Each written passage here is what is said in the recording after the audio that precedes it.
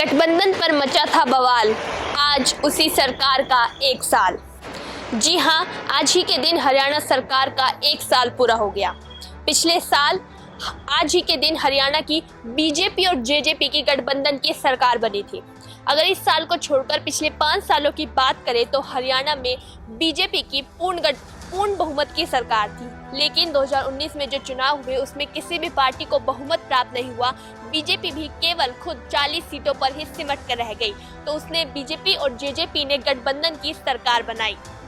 आज उसी सरकार को 1 साल पूरा हो गया, जिसके मुख्यमंत्री हैं मनोहर लाल खट्टर और जेजेपी के नेता दुष्यंत चौटाला को बनाया गया इस सरकार में डिप्टी सीएम। आज इस सरकार के 1 साल पूरे हो गए।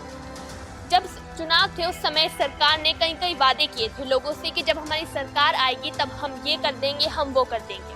1 साल का ब्यौरा भी सरकार द्वारा दिया गया कि उन्होंने सरकार में रहते हुए अपने कैबिनेट मिनिस्टरों ने भी बताया कि अपने कार्यालय के दौरान उन्होंने क्या क्या काम किए।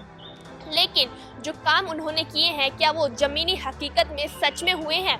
अगर बात मुख्यमंत्री मनोहर लाल खट्टर की करें तो अगर उन्होंने युवाओं के बारे में बात की, उन्होंने कहा कि युवाओं को अब रोजगार के लिए, अपनी नौकरी के लिए ठेकेदारों को ज्यादा पैसे देने की जरूरत नहीं है। अगर उनके पास टैलेंट है तो उनको नौकरी खुद ब खुद मिल जाएगी।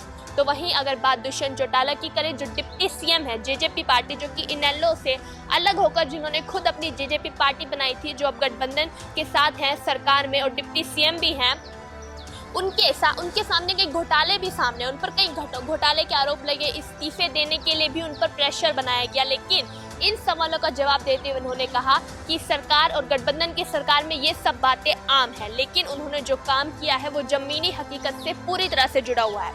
गठबंधन की सरकार है तो मनमुटाव तो सामने आने ही है। इसी तरह के मनमुटाव हरियाणा सरकार में भी सामने आए। बात अनिल विज की, जो कि हरियाणा के गृह मंत्री हैं, उनके दुष्यंत चौटाला डिप्टी सीएम के साथ कई ज्यादा मनमुटाव भी सामने आए।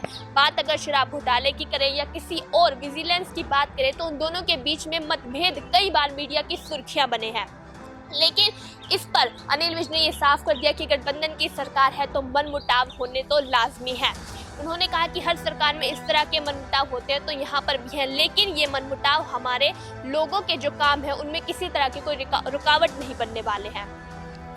सरकार से जो भी वादे किए गए उसका जो सरकार ने ब्यौरा एक तरफा कर दिया है कि हमने जो वादे किए थे 1 साल के अंदर वो हमने पूरे कर दिए। लेकिन अभी सरकार के 4 साल बाकी हैं और अभी बहुत सारे ऐसे वादे हैं जो उन्होंने चुनाव के दौरान किए थे जो अभी तक पूरे होने बाकी हैं।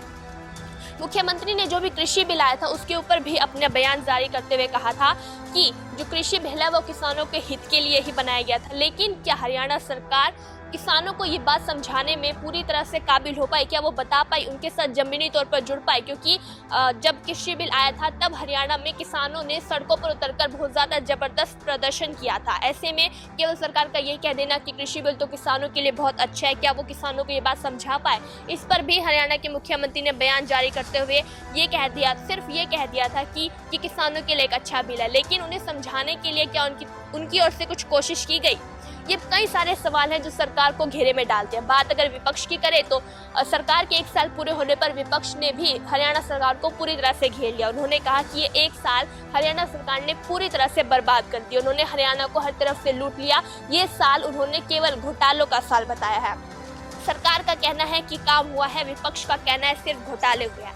ऐसे में जनता क्या कहती है? क्या जनता तक सारे वायदे पूरे हो पाए? क्या आने वाले 4 सालों में जो सरकार कह रही है क्या वो कर पाएगी?